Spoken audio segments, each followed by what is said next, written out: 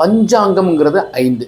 1வது கிழமை, 2 திதி, 3 நட்சத்திரம், 4 யோகம், 5வது கரணம். ஸோ பாலவ கரணத்தில் நீங்கள் செய்கிறதுனால உங்களுக்கு உயர்வடையும். அதற்குண்டான தெய்வத்தையும் ஃபோட்டோவை வச்சுக்கிட்டால் போதும். அந்த கோவிலுக்கு போயிட்டு வரலாம் அல்லது அந்த ஃபோட்டோவை வச்சு வழிபாடு செய்கிறது. ஸோ பாலவ கரணத்தினுடைய ஸ்பெஷல் என்ன? ஸோ ராகு தான் இந்த பாலவ கரணத்திற்கு உண்டான கிரகம்.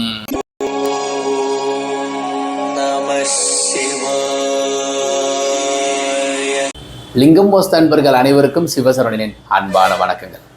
வைகாசி மாதம் 21ஆம் தேதி 4/6/2023 ஞாயிற்றுக்கிழமை அன்று வாஸ்து நாள்.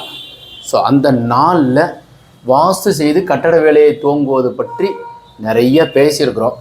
அந்த நாளில் ஒரு முக்கியமான ஒரு தருணம். ஸோ அதில் எத்தனை மணிக்கு பண்ணணுங்கிறதெல்லாம் சொல்லியிருக்கிறோம். ஸோ அதில் பஞ்சாங்கம்ங்கிறது 5. 1வது கிழமை, 2 திதி, 3 நட்சத்திரம், 4 யோகம், 5வது கரணம். இந்த கர்ணநாதரை இயக்கி வாஸ்து பூஜை செய்தோமேனால் இந்த பூமிக்காரகன், அதாவது இந்த ராகுங்கிறவர் தான் அந்த நாளில் செயல்படுத்துகிறார். ஸோ இப்போது இந்த கரணம் தப்பினால் அப்படின்னு சொல்லி நம்ம ஒன்று பேசுவோம் இல்லையா, அந்த நாளில் பாலவ கரணம். ஸோ காலையில் பவகரணம் உங்களுக்கு 9:30 மணியோடு முடிந்து போயிடுது. அப்புறம் ஆரம்பிக்கிறது பாலவ கரணம். ஸோ பாலவ கரணத்தினுடைய ஸ்பெஷல் என்ன? புலி, அதாவது புலி மேல் அமர்ந்திருக்கும் ஐயப்பன். எப்பவுமே இந்த சபரிமலை ஐயப்பனுங்கிறது புலி மேல் அமர்ந்திருக்கும் ஐயப்பனை நீங்கள் பூமி பூஜை செய்யும்போது வைத்து வழிபடுவது சிறப்பு. கர்ணநாதனை இயக்குவது பாலவ கரணமாக அன்றைய நாள் இருப்பதால். அப்படி இல்லைன்னா நீங்கள் எந்த கரணத்தில் பிறந்திருக்கிறீங்களோ, இப்போ நீங்கள் பவகரணத்தில் பிறந்திருக்கீங்கன்னாக்கா நீங்கள் லக்ஷ்மி நரசிம்மரை வைத்து வழிபடுவது சிறப்பு. அந்த நாளில் பாலவகரணம். ஒருவேளை நீங்கள் பாலவகரணத்திலேயே பிறந்திருக்கீங்கன்னாக்கா ஐயப்பனை வச்சுக்கலாம். அப்படி இல்லைன்னா புலிமேல் காளி உட்காந்துருக்கிற மாதிரி காவல் தெய்வம் உங்களுக்கு கருப்பண்ணசாமி எல்லை தெய்வமாக இருக்குது, குலதெய்வம் வச்சு வழிபாடு பண்ணுறது சிறப்பு.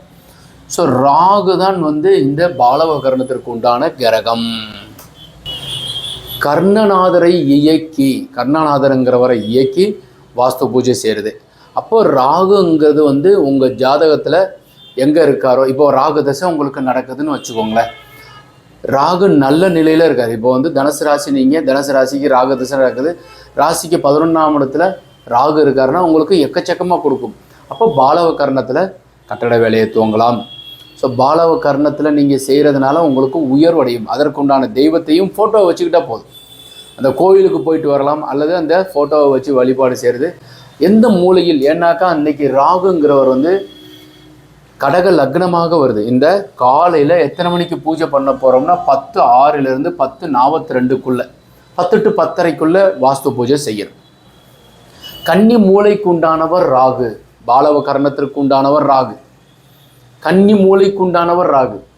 அன்றைய தினம் கடக லக்னத்திற்கு 10ஆம் இடத்தில் குருவுடன் ராகு சேர்ந்திருக்கிறார்.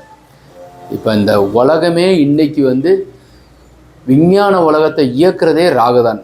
அப்போ அந்த நாளில் நீங்கள் வாஸ்து செய்கிறது, அமிர்த யோகம் கூடிய ஒரு அருமையான நல்ல வாஸ்து செய்கிறது சிறப்பு. கன்னி மூலையில் வாஸ்து செய்கிறோம், தென்மேற்கு மூலை. உங்கள் பிளாட்டினுடைய அமைப்பு ஒரு கிராஸ் இருக்குது, ஏதோ ஒரு அமைப்பில் இருக்குது. பிளாட்டு உங்களுக்கு 40க்கு 60ன்னு வச்சுக்கோங்களேன்.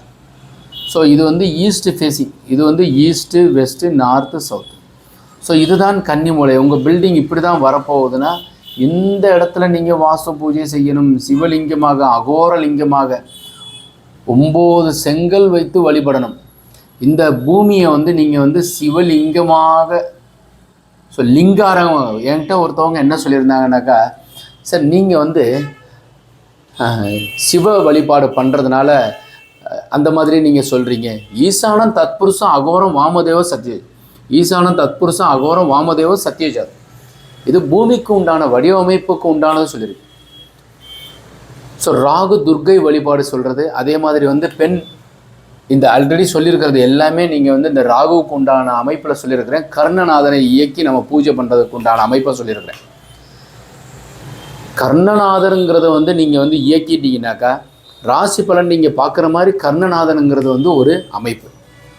ஸோ இதில் பூமி சம்மந்தப்பட்டதில் ராகுவில் வந்து பூமிக்கு கீழே நீங்கள் தோண்டி வேலை பார்க்கறதாலே ராகுவனுடைய அமைப்பு வந்துடும். ராகு போர் கொடுப்பார் இல்லை. ஸோ ராகு எக்கச்சக்கமாக கொடுக்கும். அன்னைக்கு பாலவ கர்ணத்தில் கட்டட வேலையை துவங்குவோம்னா எக்கச்சக்கமாக கொடுக்கும்.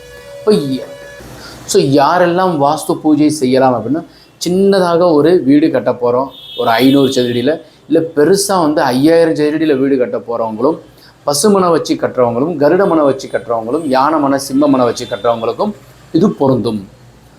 பெரிய இண்டஸ்ட்ரி கட்டுறவங்க, கடை கட்டுறவங்க, ஸோ இது எல்லாத்துக்குமே இந்த வைகாசி 21 ஞாயிற்றுக்கிழமை அருமையான நாளில், சித்தயோகம் கூடிய நாளில் நீங்கள் வாஸ்து பூஜை செய்யலாம். ஸோ இந்த வாஸ்து முறையை வந்து ஆல்ரெடி நான் சொல்லியிருக்கிறேன். செங்கல் வைத்து வாஸ்து பூஜை செய்யணும். பூஜை ஜாமானுக்கு உண்டானது நீங்கள் வந்து கொத்தனார் ஆசாரியை வச்சு செய்கிறது சிறப்பு. குருக்கள் ஐயர் பட்டர்மார்களை வச்சு செய்தோமையானால் அந்த குச்சி மாத்திரம் கொத்தனார் ஆசாரி வச்சு நீங்கள் கைத்தாங்களாக வந்து வேப்பங்குச்சியை பாலை வைத்து செய்யணும். 2 குச்சி இருக்கணும், நவதானியம் கட்டி இருக்கணும், கீழே கைத்தாங்களாக இருக்கணும். இது முறை. கர்ணநாதனை இயக்கி வாஸ்து பூஜை செய்கிறத பற்றி உங்களுக்கு சொல்லியிருக்கிறேன். ஸோ இது வந்து ஒரு பெரிய சப்ஜெக்ட். நான் வந்து இந்த பாலவ கர்ணத்தை மட்டும் உங்களுக்கு அந்த நாளினுடைய சிறப்பை பற்றி சொல்லி நீங்கள் ஸோ இப்போ வாஸ்து பூஜை பண்ணுறதுக்கு உண்டான அடியன் அன்றைக்கு திருச்சியில் வாஸ்து பண்ணுறேன். இப்போ நீங்கள் வாஸ்துவனுடைய டீட்டெயில் கேட்டிருக்கிறீங்க. வரைபடம் இதே மாதிரி உங்களுடைய ஜாதக அமைப்பில் பாலகவரணம் கரணம் இது மாதிரி வந்து ஒரு கரணங்களுடைய பலன்களில் உங்கள் ஜாதக அடிப்படையில் இப்போ உங்கள் வீடு கட்ட போகிறீங்க. பாலவகரணத்துலேயோ பவகரணத்துலேயோ நீங்கள் ஏதோ ஒரு கரணத்தில் பிறந்திருக்கீங்கன்னாக்கா அந்த சின்னத்தை நீங்கள் பயன்படுத்துறது எப்படி? உங்கள் வீட்டில் வந்து இப்போ வந்து புலியினுடைய அமைப்பை வந்து எங்கேயோ ஒரு இடத்துல வைக்கணும்.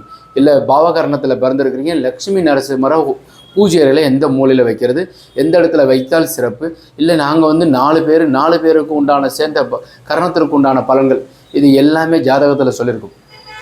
அது மட்டும் அல்லாமல் உங்கள் வரைபடம் நீங்கள் அமைச்சிருக்கீங்க அப்படின்னா திருத்தம் பண்ணிக்கலாம். சார் நீங்கள் வாஸ்து பூஜை பண்ண போகிறோம், ஸோ வரைபடம் திருத்தம் பெற்றுக்கொள்ளலாம். வரைபடம் அமைத்து நீங்கள் வீடு கட்டி கொள்ளலாம். ஆல்ரெடி எக்ஸிஸ்டிங் நீங்கள் வீடு கட்டியிருக்கீங்க, இந்த கர்ணநாதனால் நமக்கு சிக்கல் வந்திருக்குமா, இல்லை வீட்டினுடைய அமைப்பா, இல்லை திசை தப்பாக இருக்கா, இது எல்லாமே தெரிஞ்சு அதன்படி செயல்படலாம். கீழே இருக்கிற நம்பர் நீங்கள் கான்டாக்ட் பண்ணி தெரிஞ்சுக்கலாம். வரைபடம் புதிதாக அமைப்பதாக இருந்தாலும் கான்டாக்ட் பண்ணுங்கள். இந்த தகவல் உங்களுக்கு பிடித்திருந்தால் லைக், ஷேர் பண்ணுங்கள், கமெண்ட் பண்ணுங்கள், சப்ஸ்கிரைப் செய்து வைங்க. வாஸ்துபடி உள்ள வீட்டில் வசிப்போம், வளமுடன் வாழ்வோம். மீண்டும் நாளை ஒரு அருமையான தகவலுடன் சந்திக்கின்றேன். வணக்கம்.